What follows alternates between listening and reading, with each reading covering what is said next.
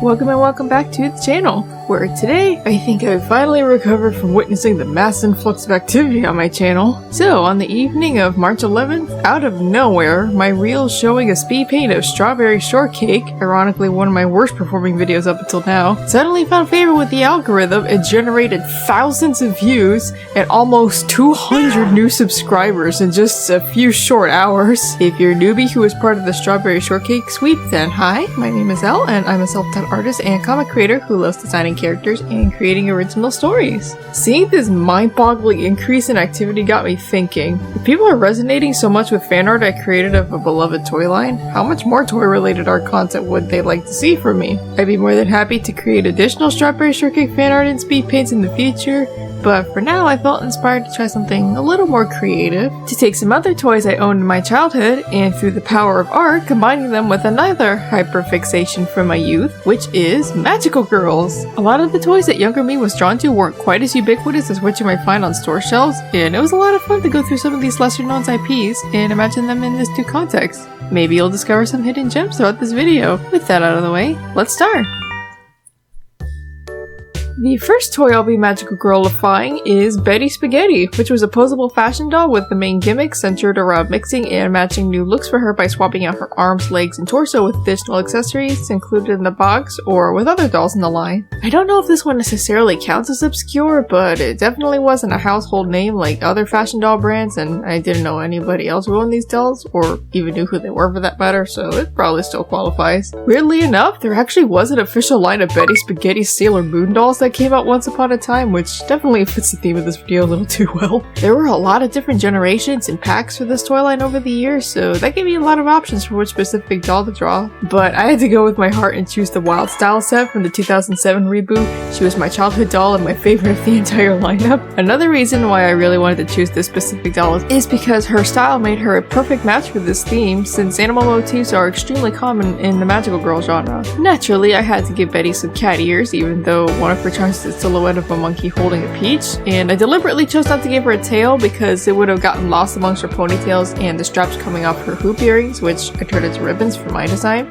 Before I started drawing her, I took out my own doll and made my own combination of parts that I wanted to draw, which I had a lot of fun doing. It was really cool to essentially create my own tangible reference image like that. This design presented some interesting challenges. The first being that the main draw to this toy is that her limbs are all interchangeable, which I had to figure out how to represent in her magical girl form. My solution was to have her arms and legs be floating in place away from her body, which is very Rayman-esque, I understand. I imagine if she had her own story, she's an ordinary human who has the ability to magically detach her arms and legs when she transforms, and every power upgrade she gets is a new individual wardrobe piece that she can swap specific parts of her costume with until she's able to obtain all pieces of said costume and fully evolve into her super form. The other obstacle I face with this piece is that Betty Spaghetti dolls have such a strong style already, so I had a really hard time trying to balance that with my own way of drawing because I wanted my character to retain the hallmarks of what makes the doll look so distinct, but I kept accidentally blending the doll style with my own art style. I was fine giving her a rounder face and a different eye style, but man, it took everything I had to fight my instincts to make her hair super stringy and her hands super chunky and soft. I don't know what I was doing. I also chose having the shapes of her limbs being a little more simplified. If they were less realistic, then having them be separated from their body would hopefully not look grotesque. So for this specific doll, one of the skirts has a flower-shaped belt buckle on it, and naturally I had to make that a recurring motif on the costume of my magical girl transformation. And I replaced the center of the flower with a heart as the tip of the hat to the peach being held by the monkey, one of the doll's hair beads. Speaking of the beads, I also tried to include as many of them as I could in her ponytails, although in hindsight I wish I could have added some more because her hair looks a little empty in some parts. The same skirt also had a cute pocket design on it, which I was inspired to combine with her purse. Despite the weird premise I came up with for her narrative, reimagining this doll in a magical girl design felt almost too easy because of how detailed and over the top her outfit was to begin with, and I think she turned out really cute.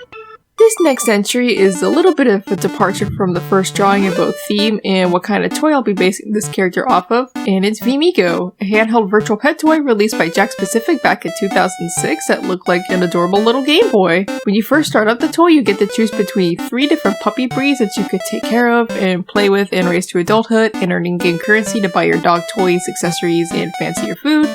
So it was basically a cross between Nintendogs and Tamagotchi. You could buy the Vmigo device on its own, but if you were bougie, you might also spring for a special dock you could plug into your TV's analog ports and slot your toy into, which lets you play with a controller, full color graphics, and unlock different features that couldn't be accessed on the base console, namely being able to play new minigames that took place inside your dog's dreams. That's right, Vmigo walked so the Nintendo Switch could run 2 decades later! The flagship model was themed around taking care of a dog, but there was another, less heavily promoted version of Vmigo that lets you raise a kitten, and that model had a different colorway, so I thought it would be really fun to draw not just one, but 2 characters based off both versions of Vmigo and give each one their own distinct colors and animal features. Because these are battery operated toys, I knew right away that I had to theme their outfits predominantly off of 𝚘𝚊𝚑𝚘𝚕𝚑 aesthetics, and let me tell you, it was so tempting to just straight up turn them into clones of 𝚘𝚑𝚑𝚑𝚑 from Dobutsu no Mori, but I think I was able to restrain myself in the end. So the toy I'm basing this character off of, or characters,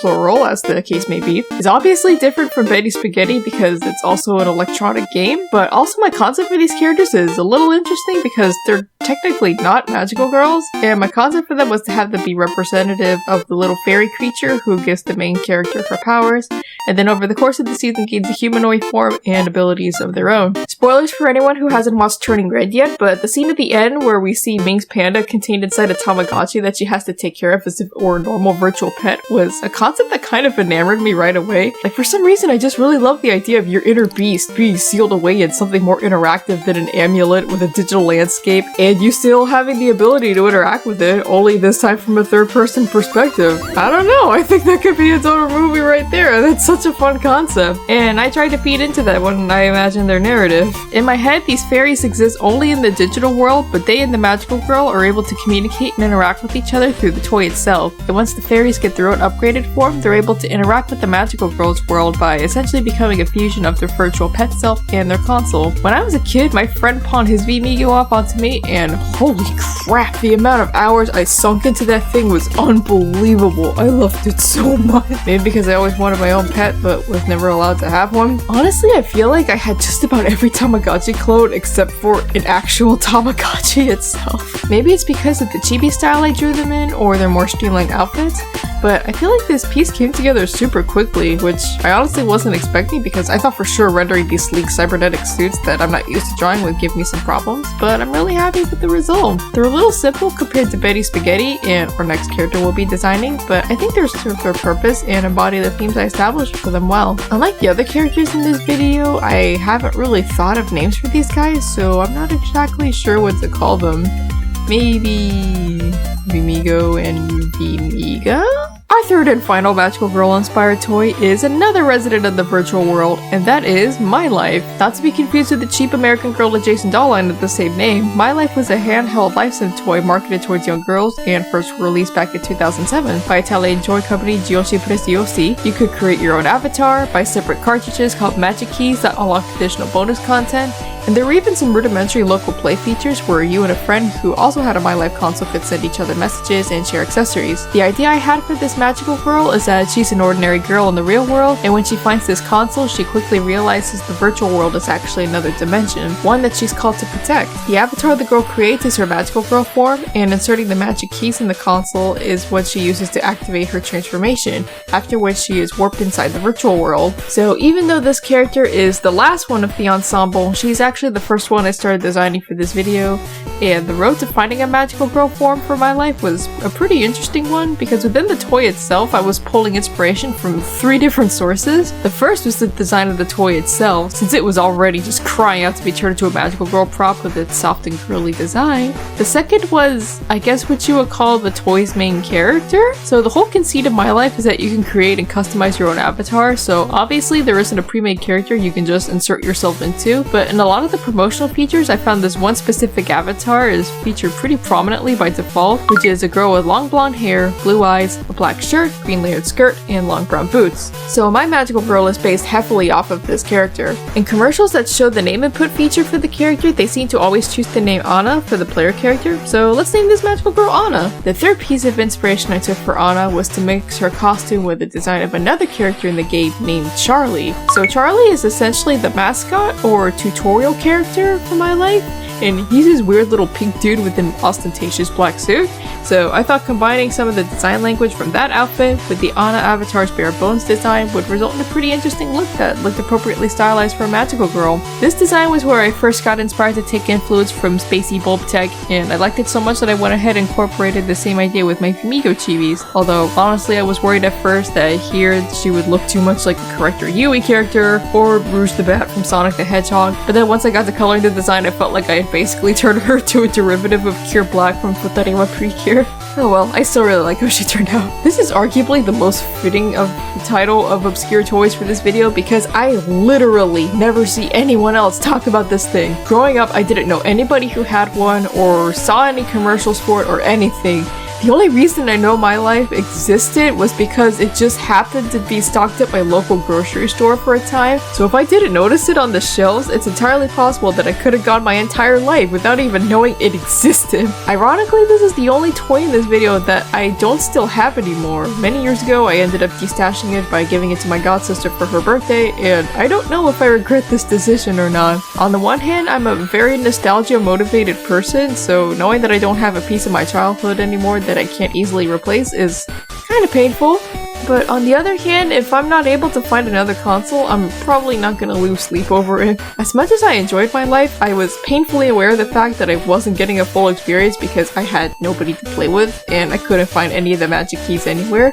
So playing with it felt a little bare and plain, if that makes sense. Plus some of the NPCs were total jerks, so there's that. Well, I still had a lot of good times playing with it, and I'm fine letting it live in my heart. I don't think I'll ever lose the memories I have of this toy, especially with the soundtrack. There are some tunes that still get stuck in my head to this day. Something about this toy in particular just really clicked with me when I was coming up with this design, and I honestly still have many more concepts for Magical Girl Anna's lore that I didn't even touch upon at all in this video. Who knows, maybe I'll do a part 2 of this concept of turning old toys into magical girls, or even expand my ideas for all of the characters I drew today. But for now, I need to wrap this speed paint up and send you home. That completes this 780 plus subscriber celebration special! Initial bouts of overwhelming chaos notwithstanding, I am so immensely grateful to everyone who made this moment possible, and I hope that my videos and other creative projects will continue to be fun and engaging for you all for the foreseeable future. This art challenge was a really therapeutic one to do. I've always been a toy enthusiast, so combining that with my passion for magical girls and character design was very meaningful to me.